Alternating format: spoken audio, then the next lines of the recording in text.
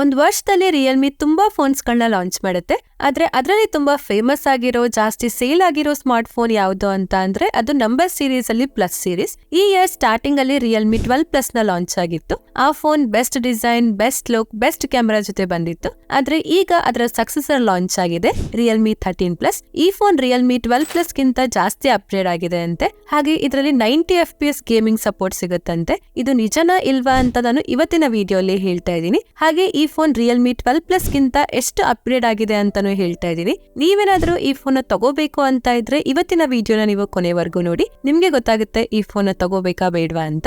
ಹಾಗೆ ನೀವೇನಾದ್ರೂ first time ನಮ್ ಚಾನಲ್ಗೆ ಬಂದಿದ್ರೆ ನಮ್ ಚಾನಲ್ಗೆ ಸಬ್ಸ್ಕ್ರೈಬ್ ಆಗಿ ನನ್ಗೆ ಸಪೋರ್ಟ್ ಮಾಡಿ. ನಾನು ಸಹ ಅನ್ಬಾಕ್ಸಿಂಗ್ ವಿಡಿಯೋಸ್ ನ ಮಾಡ್ತೀನಿ, ಸಪೋರ್ಟ್ ಮಾಡ್ತೀರಾ ಅಲ್ಲ? ಹಾಗಿದ್ರೆ ಇವತ್ತಿನ ವಿಡಿಯೋನ ಶುರು ಮಾಡೋಣ. ಹಾಯ್ ಗಾಯ್ಸ್, ನಾನು ನಿಮ್ಮ ಕನ್ನಡದ ಹುಡುಗಿ. ನಿಮ್ಮೆಲ್ಲರಿಗೂ ಟೆಕ್ ನ್ಯೂಸ್ ಪ್ರೋ ಕನ್ನಡ ಚಾನಲ್ಗೆ ಸ್ವಾಗತ. ಮೊದಲನೇದಾಗಿ ನಾವು ಇದರ ಬಾಕ್ಸ್ ಅಲ್ಲಿ ಏನೇನ್ ಸಿಗುತ್ತೆ ಅಂತ ನೋಡಿದ್ರೆ, ಬಾಕ್ಸ್ ಅಲ್ಲಿ ಫೋನ್ ಸಿಗುತ್ತೆ, ಡಾಕ್ಯುಮೆಂಟೇಶನ್ ಸಿಗುತ್ತೆ, ಸಿಮ್ ಎಜೆಕ್ಟರ್ ಪಿನ್ ಸಿಗುತ್ತೆ, ಟ್ರಾನ್ಸ್ಪರೆಂಟ್ ಬ್ಯಾಕ್ ಕೇಸ್ ಸಿಗುತ್ತೆ, ಹಾಗೆ 80 ವ್ಯಾಟ್ ಫಾಸ್ಟ್ ಚಾರ್ಜರ್ ಸಿಗುತ್ತೆ, ಹಾಗೆ USB type A to type C charger cable ಸಿಗುತ್ತೆ. ಬಾಕ್ಸ್ ಅಲ್ಲಿ ಎಲ್ಲಾನು ಸಿಗುತ್ತೆ, ಯಾವ್ದನ್ನು ಮಿಸ್ ಆಗೋದಿಲ್ಲ. ಹಾಗೆ ನೀವ್ ಯಾವ್ದು ಎಕ್ಸ್ಟ್ರಾ ಖರ್ಚು ಮಾಡೋ ಅಗತ್ಯನೇ ಇಲ್ಲ.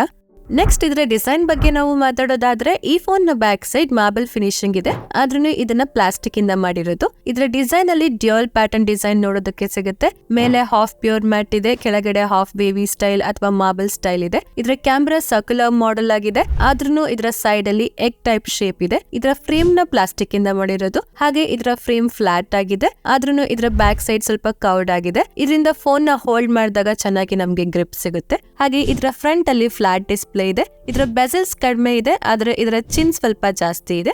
ಹಾಗೆ ಸೆಂಟರ್ ಅಲ್ಲಿ ಪಂಚೋಲ್ ಕ್ಯಾಮೆರಾ ಸೆಟಪ್ ಇದೆ. ಹಾಗೆ ಈ ಫೋನ್ ಬಂದು 3 ಡಿಫ್ರೆಂಟ್ ಕಲರ್ ಅಲ್ಲಿ ಬರುತ್ತೆ. Victory gold, speed green, dark purple. ನನ್ಗಂತೂ ಸ್ಪೀಡ್ ಗ್ರೀನ್ ಕಲರ್ ತುಂಬಾ ಇಷ್ಟ ಆಯ್ತು. ನಿಮ್ಗೆ ಯಾವ ಕಲರ್ ಇಷ್ಟ ಆಯ್ತು ಅಂತ ನೀವು ಸಹ ಕಮೆಂಟ್ ಮಾಡಿ ಹೇಳಿ. ಓವರ್ ಆಲ್ ಈ ಫೋನ್ ನ ಡಿಸೈನ್ ಚೆನ್ನಾಗಿದೆ, ಪ್ರೀಮಿಯಂ ಆಗಿನೂ ಕಾಣಿಸುತ್ತೆ. ಡಿಸೈನ್ ಅಕಾರ್ಡಿಂಗ್ ನೀವು ಈ ಫೋನ್ ನ ತಗೋಬಹುದು.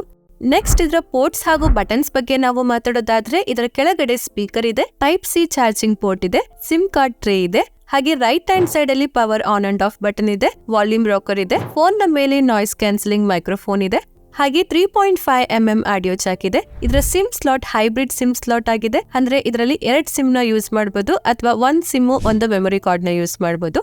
ನೆಕ್ಸ್ಟ್ ಇದರ ಡಿಸ್ಪ್ಲೇ ಬಗ್ಗೆ ನಾವು ಮಾತಾಡೋದಾದ್ರೆ, ಇದರಲ್ಲಿ 6.67 inches full HD plus flat E4 AMOLED display ಸಿಗುತ್ತೆ. Pro HDR ಡಿಸ್ಪ್ಲೇ ಆಗಿದೆ. ಇದರಿಂದ HDR10+ ನ ಸಪೋರ್ಟ್ ಇದೆ. ಯೂಟ್ಯೂಬ್ ಅಲ್ಲಿ 4K ವಿಡಿಯೋಸ್ HDR 60 FPS ಅಲ್ಲಿ ನೋಡಬಹುದು. ಕಂಟೆಂಟ್ ನೋಡಕ್ಕೆ ಈ ಫೋನ್ ಚೆನ್ನಾಗಿದೆ. ಡೀಪ್ ಬ್ಲಾಕ್ ಚೆನ್ನಾಗಿ ಕಾಣಿಸುತ್ತೆ. ಕಲರ್ ಸ್ವಲ್ಪ ವೈಬ್ರೆಂಟ್ ಆಗಿದೆ, ಆದ್ರೂ ನಿಮ್ಮ ಕಂಟೆಂಟ್ ಎಕ್ಸ್ಪೀರಿಯನ್ಸ್ ಚೆನ್ನಾಗಿರುತ್ತೆ. ಹಾಗೆ ಇದರಲ್ಲಿ 120 Hz ರಿಫ್ರೆಶ್ ರೇಟ್ ಇದೆ, 180 Hz ಟಚ್ ಸ್ಯಾಂಪ್ಲಿಂಗ್ ರೇಟ್ ಇದೆ. ಇದರಿಂದ ಸ್ಮೂತ್ನೆಸ್ ಚೆನ್ನಾಗಿರುತ್ತೆ. ಹಾಗೆ ಇದರಲ್ಲಿ 2000 ನೈಟ್ ಪೀಕ್ ಬ್ರೈಟ್ನೆಸ್ ಇದೆ, ಹಾಗೆ 1200 ನೈಟ್ಸ್ ಹೈ ಬ್ರೈಟ್ನೆಸ್ ಮೋಡ್ ಇದೆ. ಇದರಿಂದ ಇಂಡೋರ್ ಹಾಗೆ ಔಟ್ಡೋರ್ ಅಲ್ಲಿ ಆರಾಮಾಗಿ ಯೂಸ್ ಮಾಡಬಹುದು, ಯಾವುದೇ ಪ್ರಾಬ್ಲಮ್ ಆಗೋದಿಲ್ಲ. ಆದ್ರೆ ಅಮೆಜಾನ್ ಪ್ರೈಮ್ ಅಲ್ಲಿ ಫುಲ್ HD ಕಂಟೆಂಟ್ ನ ಸಪೋರ್ಟ್ ಇಲ್ಲ. ಹಾಗೆ ನೆಟ್ಫ್ಲಿಕ್ಸ್ ಅಲ್ಲಿ SD ಸಪೋರ್ಟ್ ಮಾತ್ರ ಇದೆ. ಹಾಗೆ ವೈಡ್ ವೈನ್ L1 ಸಪೋರ್ಟ್ ಇಲ್ಲ, L3 ಸಪೋರ್ಟ್ ಮಾತ್ರ ಇದೆ. ಅಪ್ಡೇಟ್ ಬಂದ್ಮೇಲೆ ಇದು ಸರಿ ಹೋಗ್ಬೋದು. ಓವರ್ ಆಲ್ ಡಿಸ್ಪ್ಲೇ ಪರವಾಗಿಲ್ಲ, ಚೆನ್ನಾಗಿದೆ. ಡಿಸ್ಪ್ಲೇ ಅಕಾರ್ಡಿಂಗ್ ಈ ಫೋನ್ ನೀವು ತಗೋಬಹುದು. ನೆಕ್ಸ್ಟ್ ಇದರ ಬ್ಯಾಟರಿ ಲೈಫ್ ಬಗ್ಗೆ ನಾವು ಮಾತಾಡೋದಾದ್ರೆ, ಇದರಲ್ಲಿ 5000 mAh ಬ್ಯಾಟರಿ ಇದೆ. 80 ವ್ಯಾಟ್ ಫಾಸ್ಟ್ ಚಾರ್ಜಿಂಗ್ ಇದು ಸಪೋರ್ಟ್ ಮಾಡುತ್ತೆ. 0 to 100% 50 ಮಿನಿಟ್ಸ್ ಅಲ್ಲೇ ಫುಲ್ ಚಾರ್ಜ್ ಆಗೋಗುತ್ತೆ. ಫುಲ್ ಚಾರ್ಜ್ ಆದಾಗ ಹೆವಿ ಯೂಸ್ ಮಾಡಿದ್ರೆ 6 to 8 ಅವರ್ಸ್ ವರೆಗೂ ಬ್ಯಾಟರಿ ಬ್ಯಾಕಪ್ ಬರುತ್ತೆ. ಹೆವಿ ಯೂಸ್ ಮಾಡಿಲ್ಲ ಅಂತ ಅಂದ್ರೆ 2 ಡೇಸ್ ವರೆಗೂ ಬ್ಯಾಟರಿ ಬ್ಯಾಕಪ್ ಆರಾಮಾಗಿ ಬರುತ್ತೆ. ಹಾಗೆ ಈ ಫೋನ್ ಅಲ್ಲಿ ಡ್ಯೂಯಲ್ ಸ್ಪೀಕರ್ ಇದೆ. ಲೌಡ್ನೆಸ್ ಚೆನ್ನಾಗಿದೆ, ಆದ್ರೆ ಬೇಸ್ ಸ್ವಲ್ಪ ಕಡಿಮೆ ಇದೆ. ಹಾಗೆ ಇದರಲ್ಲಿ IP65 ನ ಸರ್ಟಿಫಿಕೇಶನ್ ರೇಟಿಂಗ್ ಇದೆ. ಇದ್ರ ಮೇಲೆ ಸ್ವಲ್ಪ ನೀರ್ ಬಿದ್ರೂ ಏನೂ ಆಗೋದಿಲ್ಲ, ಆದ್ರೆ ಇದನ್ನ ಅಂಡರ್ ವಾಟರ್ ಯೂಸ್ ಮಾಡೋದಕ್ಕೆ ಆಗೋದಿಲ್ಲ. ನೆಕ್ಸ್ಟ್ ಇದರ ಕನೆಕ್ಟಿವಿಟಿ ಬಗ್ಗೆ ನಾವು ಮಾತಾಡೋದಾದ್ರೆ, ಇದರಲ್ಲಿ 9 5G ಬ್ಯಾಂಡ್ಸ್ ಗಳು ಇದೆ, ಡ್ಯೂಯಲ್ 4G ಸಪೋರ್ಟ್ ಇದೆ, Wi-Fi 6 ಇದೆ, ಬ್ಲೂಟೂತ್ 5.4 ಇದೆ, NFC ಸಪೋರ್ಟ್ ಇಲ್ಲ, IR ಬ್ಲಾಸ್ಟರ್ ಇಲ್ಲ. IR ಬ್ಲಾಸ್ಟರ್ ಬೇಡ, ಅಟ್ಲೀಸ್ಟ್ NFC ಸಪೋರ್ಟ್ ಆದ್ರೂ ಇರಬೇಕಾಗಿತ್ತು, ಚೆನ್ನಾಗಿರ್ತಾ ಇತ್ತು, ಆದ್ರೆ ಇಲ್ಲ. ಇದರ 5G ಕನೆಕ್ಟಿವಿಟಿ ಚೆನ್ನಾಗಿದೆ, ತುಂಬಾ ಸ್ಪೀಡ್ ಇದೆ, ಡ್ಯೂಯಲ್ 5G ಸಪೋರ್ಟ್ ಇದೆ, Wi-Fi ಕಾಲಿಂಗ್ ಇದು ಸಪೋರ್ಟ್ ಮಾಡುತ್ತೆ. ಇದ್ರ ಜೊತೆಗೆ ಎಲ್ಲಾ ಸೆನ್ಸರ್ ಗಳು ಸಿಗುತ್ತೆ. ಫೇಸ್ ಅನ್ಲಾಕ್ ಇದೆ, ಇನ್ ಡಿಸ್ಪ್ಲೇ ಫಿಂಗರ್ ಪ್ರಿಂಟ್ ಸ್ಕ್ಯಾನರ್ ಕೊಟ್ಟಿದ್ದಾರೆ. ಎರಡು ಚೆನ್ನಾಗಿ ಕೆಲಸ ಮಾಡುತ್ತೆ, ತುಂಬಾ ಕ್ವಿಕ್ ಆಗಿ ಓಪನ್ ಆಗುತ್ತೆ. ನೆಕ್ಸ್ಟ್ ಇದ್ರ ಸಾಫ್ಟ್ವೇರ್ ಬಗ್ಗೆ ನಾವು ಮಾತಾಡೋದಾದ್ರೆ out of the box smartphone Android 14 ಅಲ್ಲಿ ಬರುತ್ತೆ. Realme UI 5.0 ಅಲ್ಲಿ ವರ್ಕ್ ಮಾಡುತ್ತೆ. ಹಾಗೆ ಈ ಫೋನ್ಗೆ 2 years ಮೇಜರ್ OS ಅಪ್ಡೇಟ್ ಹಾಗೆ 3 years ಸೆಕ್ಯೂರಿಟಿ ಪ್ಯಾಚ್ ಅಪ್ಡೇಟ್ ಸಿಗುತ್ತೆ. ಸ್ಮಾರ್ಟ್ ಫೋನ್ UI ಅಲ್ಲಿ ಯಾವುದೇ ಆಡ್ಸ್ ಗಳು ಬರೋದಿಲ್ಲ, ಆದ್ರೆ ಹಾಟ್ ಆಪ್ಸ್, ಹಾಟ್ ಗೇಮ್ಸ್ ಗಳು ಬರುತ್ತೆ. ನೀವು ಅದನ್ನ ಡಿಸೇಬಲ್ ಮಾಡಬಹುದು. ಇದ್ರ ಜೊತೆಗೆ ಆಪ್ ಮಾರ್ಕೆಟ್ ಅಂತ ಒಂದು ಆಪ್ ಇದೆ, ಇದರಿಂದ ತುಂಬಾ ನೋಟಿಫಿಕೇಶನ್ ಬರುತ್ತೆ, ಅದನ್ನು ಕೂಡ ನೀವು ಡಿಸೇಬಲ್ ಮಾಡಬೇಕು. ಹಾಗೆ ಇದರಲ್ಲಿ ತುಂಬಾ ಫ್ರೀ ಇನ್ಸ್ಟಾಲ್ ಆಪ್ ಗಳು ಬರುತ್ತೆ, ಅದನ್ನು ನೀವು ಅನ್ಇನ್ಸ್ಟಾಲ್ ಮಾಡ್ಕೋಬಹುದು.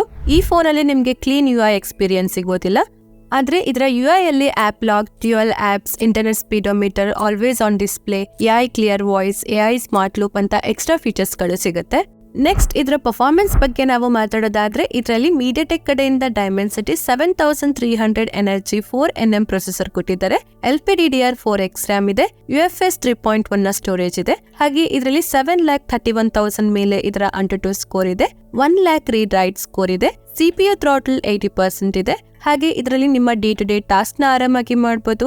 ಇದರಲ್ಲಿ 6050 mm vapour chamber cooling system ಇದೆ, ಇದರಿಂದ ಹೀಟಿಂಗ್ ಇಶ್ಯೂಸ್ ಬರೋದಿಲ್ಲ. ಹಾಗೆ ಈ ಫೋನ್ ಅಲ್ಲಿ COD, BGMI, ಫ್ರೀ ಫೈರ್ ಅಂತ ಗೇಮ್ಸ್ ನ ಆಡಬಹುದು.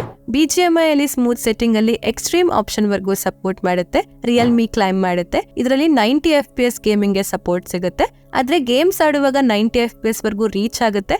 ಆದ್ರೆ ಪರ್ಟಿಕ್ಯುಲರ್ ಟೈಮ್ ಅಲ್ಲಿ 70 FPS ಅಲ್ಲೇ ಸ್ಟಕ್ ಆಗುತ್ತೆ, 90 FPS ವರ್ಗೂ ಹೋಗೋದಿಲ್ಲ. ಯಾರ್ಯಾರು Realme 13+ ನ ಆಡ್ಸ್ ನ ನೋಡಿ 90 FPS ಗೇಮಿಂಗ್ ಗೆ ಸಿಗುತ್ತೆ ಅಂತ ಈ ಫೋನ್ ನ ತಗೋಬೇಕು ಅಂತ ಇದ್ದೀರಾ, ಅವರು ಈ ಫೋನ್ ನ ತಗೋಬೇಡಿ. ಯಾಕಂದ್ರೆ ಇದರಲ್ಲಿ 90 FPS ವರ್ಗೂ ಹೋಗೋದಿಲ್ಲ, 70 FPS ಅಲ್ಲೇ ಸ್ಟಕ್ ಆಗುತ್ತೆ.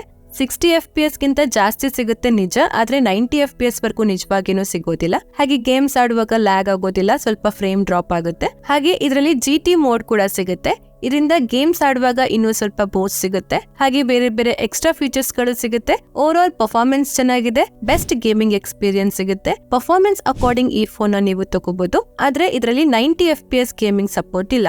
ನೆಕ್ಸ್ಟ್ ಇದರ ಕ್ಯಾಮೆರಾ ಬಗ್ಗೆ ನಾವು ಮಾತಾಡೋದಾದ್ರೆ ಇದರ back side dual camera setup ಇದೆ. ಟ್ರಿಪಲ್ ರೇರ್ ಕ್ಯಾಮೆರಾ ಸೆಟಪ್ ತರ ಕಾಣಿಸುತ್ತೆ ಅಷ್ಟೇ, ಆದ್ರೆ ಇದು ಡ್ಯುಯಲ್ ಕ್ಯಾಮೆರಾ ಸೆಟಪ್ ಇದೆ. ಇದರ primary camera 50 mega pixel camera ಇದೆ, ಎರಡನೇದು 2 ಮೆಗಾ ಪಿಕ್ಸೆಲ್ ಮೋನೋ ಕ್ಯಾಮೆರಾ ಇದೆ. ಹಾಗೆ 16 ಮೆಗಾ ಪಿಕ್ಸೆಲ್ ಫ್ರಂಟ್ ಕ್ಯಾಮೆರಾ ಇದೆ, ಯಾವುದೇ 8 mega pixel ultra wide camera ಇಲ್ಲ. ಸ್ಮಾರ್ಟ್ ಫೋನ್ ಮೇನ್ ಕ್ಯಾಮೆರಾದಲ್ಲಿ OIS ನ ಸಪೋರ್ಟ್ ಇದೆ, 4K ವಿಡಿಯೋಸ್ ನ 30 FPS ಅಲ್ಲಿ ತೆಗಿಬಹುದು. ಹಾಗೆ ಫ್ರಂಟ್ ಕ್ಯಾಮೆರಾ ಇಂದ 1080p ವಿಡಿಯೋಸ್ ನ 30 FPS ಅಲ್ಲಿ ತೆಗಿಬಹುದು. ಇದರ ಫೋಟೋ ಕ್ವಾಲಿಟಿ ಚೆನ್ನಾಗಿದೆ, ಸ್ವಲ್ಪ ನ್ಯಾಚುರಲ್ ಆಗಿಲ್ಲ, ಸ್ವಲ್ಪ ಬೂಸ್ಟೆಡ್ ಆಗಿ ಬರುತ್ತೆ.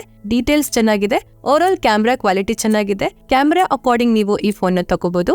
ಕೊನೆಯದಾಗಿ ನಾವು ಇದರ ಪ್ರೈಸಿಂಗ್ ಬಗ್ಗೆ ಮಾತಾಡೋದಾದ್ರೆ ಈ ಫೋನ್ 3 ಡಿಫರೆಂಟ್ ವೇರಿಯಂಟ್ ಅಲ್ಲಿ ಬರುತ್ತೆ.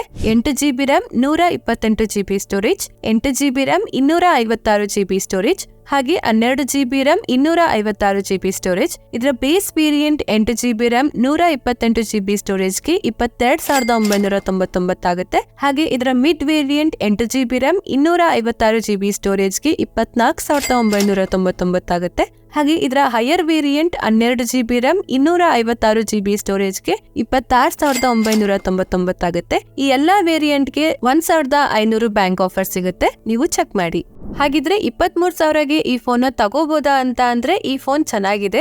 ಹಾಗೆ 90 FPS ಸಪೋರ್ಟ್ ಇಲ್ಲ, ಆದ್ರೆ ಬೇರೆ ಬೇರೆ ಸ್ಪೆಸಿಫಿಕೇಶನ್ ಚೆನ್ನಾಗಿದೆ, ಡಿಸೈನ್ ಚೆನ್ನಾಗಿದೆ, ಪರ್ಫಾರ್ಮೆನ್ಸ್ ಚೆನ್ನಾಗಿದೆ, ಫಾಸ್ಟ್ ಚಾರ್ಜಿಂಗ್ ಗೆ ಇದು ಸಪೋರ್ಟ್ ಮಾಡುತ್ತೆ. ಹಾಗೆ ಇದರಲ್ಲಿ 3.5mm ಆಡಿಯೋ ಜಾಕ್ ಇದೆ, ಕ್ಯಾಮೆರಾ ಕ್ವಾಲಿಟಿ ಡೀಸೆಂಟ್ ಆಗಿದೆ. ಓವರ್ ಆಲ್ ಫೋನ್ ಚೆನ್ನಾಗಿದೆ. 60 FPS ಗಿಂತ ಮೇಲೆ ಗೇಮಿಂಗ್ ಎಕ್ಸ್ಪೀರಿಯನ್ಸ್ ಬೇಕು ಅಂತ ಇರೋರು ನೀವು ಈ ಫೋನ್ ತಗೋಬಹುದು. ಇಷ್ಟೇ ಫ್ರೆಂಡ್ಸ್, ಇವತ್ತಿನ ವಿಡಿಯೋಲಿ Realme 13+ ಬಗ್ಗೆ ಹೇಳಿದೀನಿ. ಈ ಫೋನ್ ನಿಮ್ಗೆ ಹೇಗನ್ಸ್ತು ಅಂತ ಹೇಳಿ. ಹಾಗೆ ನಾನೇನಾದ್ರೂ ಮಿಸ್ಟೇಕ್ ಮಾಡಿದ್ರೆ ನೀವು ಕಮೆಂಟ್ ಮಾಡಿ ಹೇಳಿ. ಈ ಫೋನ್ ನಾನು ಬೇರೆ ಯಾವ ಫೋನ್ ಜೊತೆ ಕಂಪ್ಯಾರಿಸನ್ ಮಾಡಬೇಕು ಅಂತ ನೀವು ಕಮೆಂಟ್ ಮಾಡಿ ಹೇಳಿ. ವಿಡಿಯೋ ಇಷ್ಟ ಆದ್ರೆ ಲೈಕ್ ಮಾಡಿ, ನಮ್ಮ ಚಾನಲ್ಗೆ ಸಬ್ಸ್ಕ್ರೈಬ್ ಆಗಿ. ಏನಾದ್ರೂ ಡೌಟ್ ಇದ್ರೆ ನೀವು ಕಮೆಂಟ್ ಮಾಡಿ ಕೇಳಿ. ನಿಮ್ಮ ಫ್ರೆಂಡ್ಸ್ ಆಗಿ ಫ್ಯಾಮಿಲಿ ಅವ್ರಿಗೆ ಶೇರ್ ಮಾಡಿ. ಧನ್ಯವಾದಗಳು. Thank you for watching. Next video ಸಿಗೋಣ, ಅಲ್ಲಿವರೆಗೂ ವೇಟ್ ಮಾಡ್ತಾ ಇರಿ. ಬೈ ಬಾಯ್.